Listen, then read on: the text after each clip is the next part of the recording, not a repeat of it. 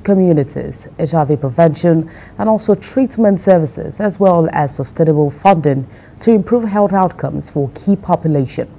This formed discussions at a report dissemination meeting held in Abuja. Kemi Balogun reports.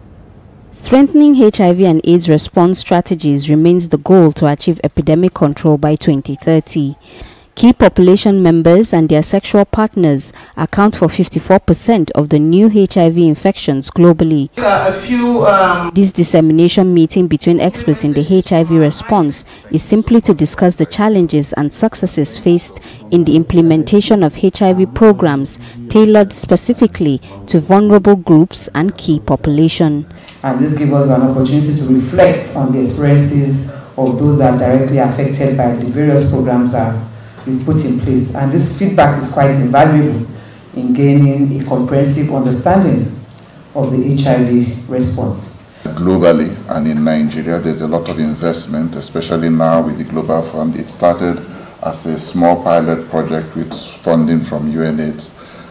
But now it's good to see it's gone national with a lot of funding, so it will be good to see what the results are.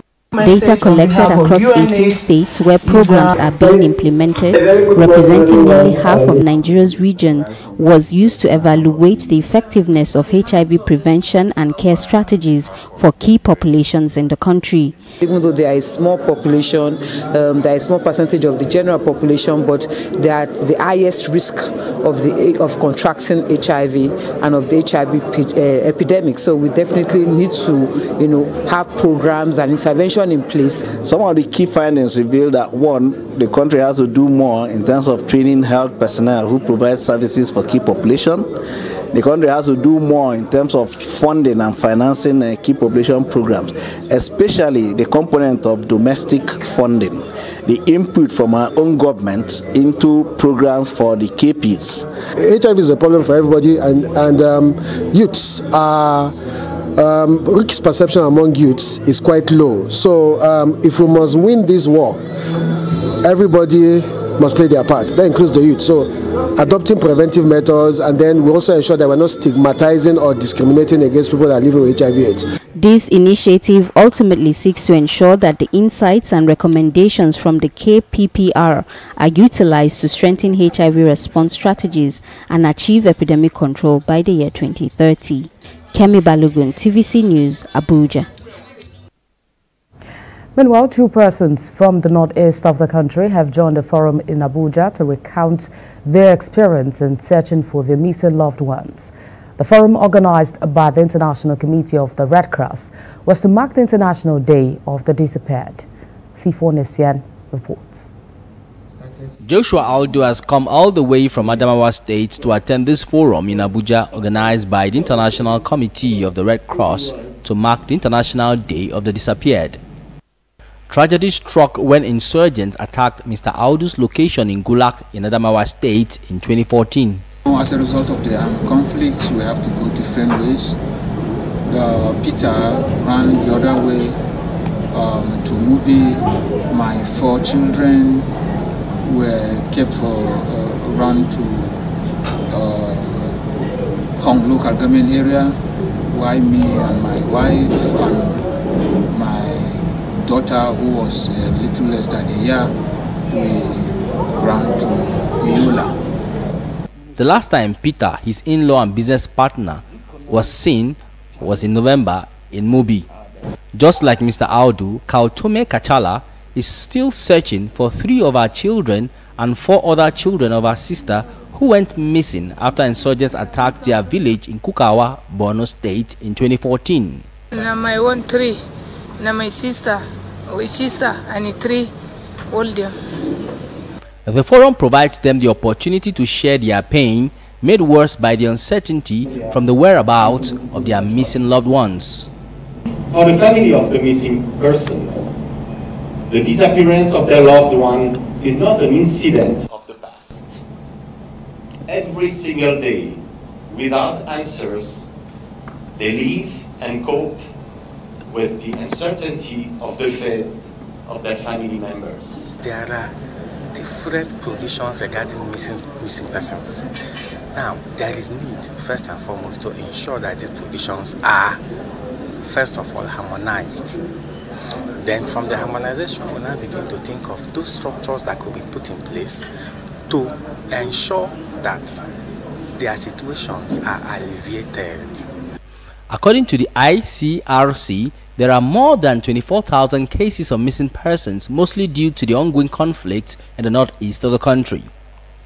The trauma the families of the missing persons go through is one the ICRC says will not be healed by the passing of time, but only answers will. Sifon Asian, TVC News, Abuja.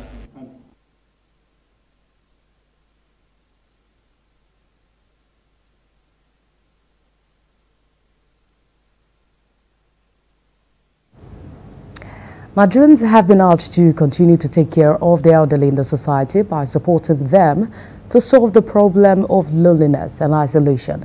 The wife of the Ogun State Governor, Bamidele Abiodun, made this known while hosting the Aged World Excursion to Abeokuta. Senior reporter Kazim Olowe reports.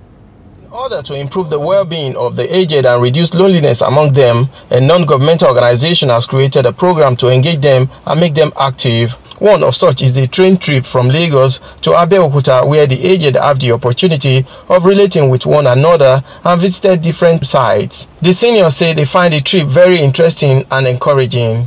It was fantastic because I have never entered a train before. I've never had the experience of a train before, but it was fantastic. It's an opportunity for old people to move out and to interact. We were all excited. Even the cabins is fully booked. So, and we've been enjoying ourselves all the way from Lagos. Through this outing, I've been exposed to seeing so many areas that probably reminds me of my younger days, and it's projecting me into the advancement in all these areas. You get encouraged, you are motivated, you are energized, as it were, because the activities are just right for us. The wife of the Ogun State Governor, Bamidele Abiodun, also received them. She was represented by the wife of the Speaker of the State House of Assembly, Olayinka Elemide. She said Ogun State have different programs for the welfare and well-being of the people and many tourist attractions for relaxation. Life is actually what you make of it. And we are quite impressed. We are happy to have you around. Ogun State is the gateway for hospitality, for a lot of things. And I'm sure you've seen a lot today, and there's still more. The promoter of the foundation said the program has been very impactful and beneficial to the aged, especially to those whose children were not within the country. So once we retire, what next? You find a lot of elderly people sitting back at home doing nothing. That sedentary living is the bedrock for a lot of ailments to build upon. So what we have charged ourselves with at Full Circle is to curate wellness activities. They say proper care, love and attention will improve the welfare and well-being of the aged and of course guide against depression. Kazim Olowe, TVC News, Abeokuta. One of Nigeria's